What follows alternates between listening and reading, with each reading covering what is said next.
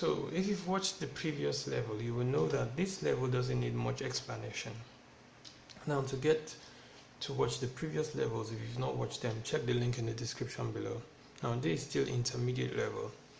Now in the last level we'll play just the right hand, but now I'll be adding the left hand to it. So we'll do it something like this.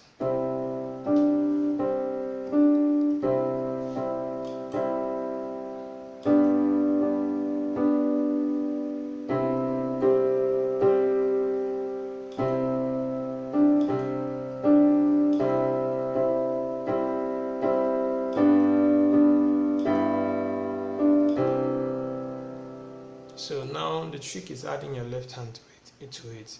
Your left hand, you only get to play your do and so and so. So that's where you hit your do again. Then you go to your re. Then back to your do.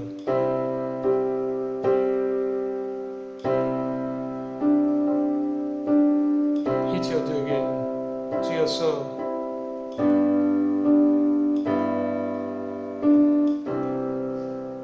To your do. So pause, rewind, and watch this video over and over again to get the times I hit my do, right, and my so.